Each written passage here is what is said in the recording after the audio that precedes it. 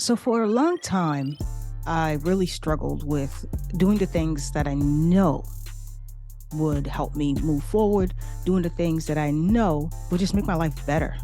And it was just a weird paradox. I'm like, it's almost like that brushing your teeth every day keeps away cavities and all that other stuff, yet you don't brush your teeth every day, right? I mean, I hope that most of us do brush our teeth. But some of us, we try our best to brush it twice a day. We're still struggling with that, right? And for a long time, resistance really got in the way of me just doing the things that matter to move the needle in my life, whether it's mentally, physically, spiritually, all of it. I was always met with resistance, and I wasn't really quite sure why. I went about life and did the things that I needed to do here and there. Somehow I inched and crawled along. I was able to do some things, but it really took me a long time. For a while, I kept hearing about this book. It was a book that was recommended to most writers, creatives. And in 2017, when I lived in Japan, I took this blogging course. And again, the book came up, but I never read it. But it stayed in the back of my head. And it's called The War of Art. And a lot of people are familiar with The Art of War by Lao Tzu, but these are totally two different books. The author is Stephen Pressfield.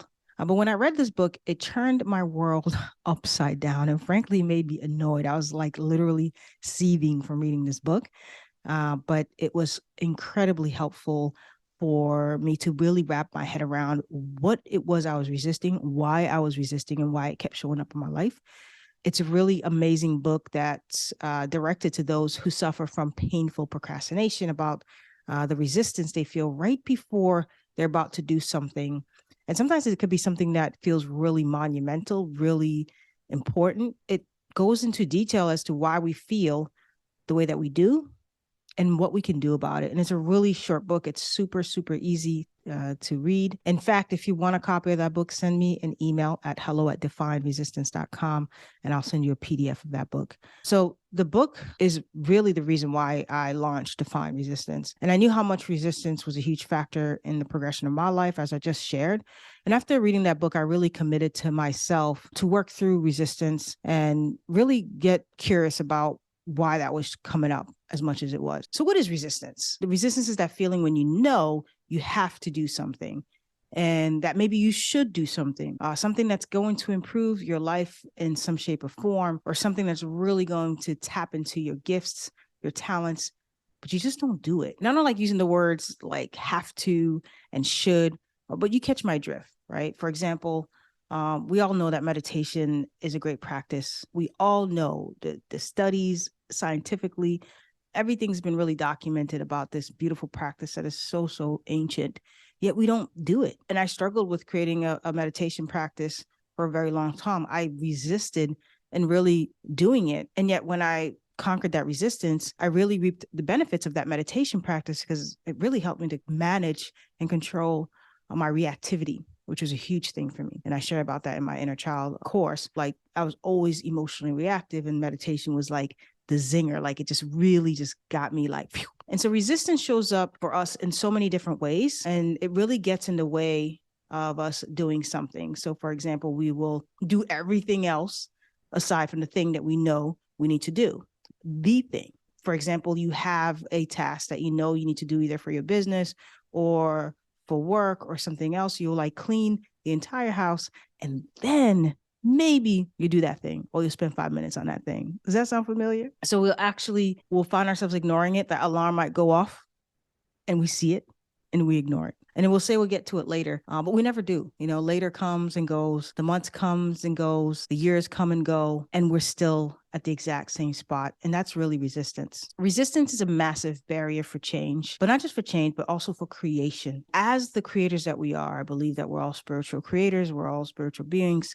And we can create the lives that we truly want. And I truly 100% believe that. And so it's important that we get to know resistance as creators, befriend it, and then tell it to step aside. Remember, the more that you resist something, the more pain that you create. Whatever we resist will continue to haunt us, right? It will be like that pink elephant in the room. And whatever we resist becomes louder and louder.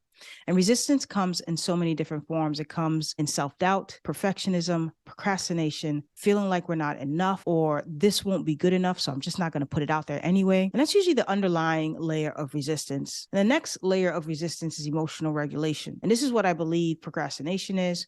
When we procrastinate or resist doing a thing, sometimes what our bodies and minds are doing is helping us to regulate our emotions. Maybe we're feeling anxious, depressed, or overwhelmed. And so we resist doing that thing because we just honestly are not able to regulate our emotions enough to sit down and do this thing. So our bodies try to protect us by telling our minds to do something else until that feeling subsides.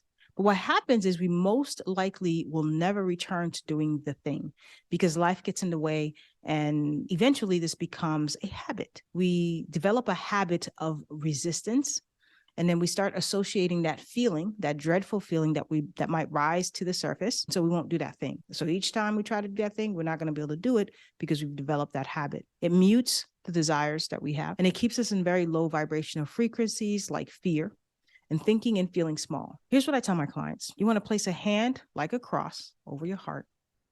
And when you feel that resistance, ask yourself, what is it that you need? Sometimes it's your inner child that needs something, the little you, or sometimes it's the adult you. Ask both and really drop in and get quiet and feel that feeling. And do this every time so that you can actually teach yourself to interrupt the pattern just by checking in with yourself. And you'll begin to differentiate the feelings that you're feeling. Is it fear? Is it self-doubt? And once you recognize what's underneath the resistance, and I always say, go deep. You move one layer, go deeper, and go as deeply as you can, because only through depth that change is possible. And when you do go deep, be as transparent as possible. This is not like blaming or judgment, and it's through telling yourself the truth that you can actually begin to work through some of this resistance. So whatever feeling is underneath, give yourself grace and love. The next thing is to think of a micro way that you can practice the thing that you're resisting. It's not about like, I always use this example. I want to, get fit, go to the gym more. I haven't gone to the gym in years. Saying that you're going to go 5 days a week and spend 2 hours in the gym is probably not going to be very helpful for you, right? So we can dial it back and do it in micro ways, which means maybe I go to gym 2 or 3 times a week and I spend 15 minutes in the gym, right? So we want to really reduce the amount of pressure and overwhelm to get that thing done. I had a client who had a hard time really developing a journaling habit. It was on and off, on and off, on and off. And when you go through an on and off situation, it really is mentally and emotionally exhausting for you. It takes up mental space in your head, and it's just overwhelming. And so I suggested to her, just do voice notes. Sometimes we want to do it in a way that we've been told or we've heard, like we know certain habits and rituals are really great for us, but we still have to make them our own. And I always recommend choose the path of least resistance. If waking up and opening a journal and writing in it feels like too much, what's the path of least resistance? How can I make it so easy for myself that I'm going to do this thing? And for her, voice notes were very helpful. And so she was able to just pick up her phone and just talk in it, and she was done. You could also do video, voice to text, all of that. Make it easy for yourself. And eventually, as you continue to build this habit, you're going to chip away bit by bit and little by little. And eventually the resistance to that thing fades. And in some cases, the resistance still remains, and that's okay. It's not about getting rid of the resistance, because the resistance is still going to show up. But has the resistance shrunk? Has it gotten smaller? And you want to create a plan to work with that resistance and begin to think of them as a friend that's like sitting on the stoop with you and you're just having a conversation. Remember, everything is feedback. The resistance that you're feeling inside is trying to get your attention, or it's trying to protect you. Don't work against it.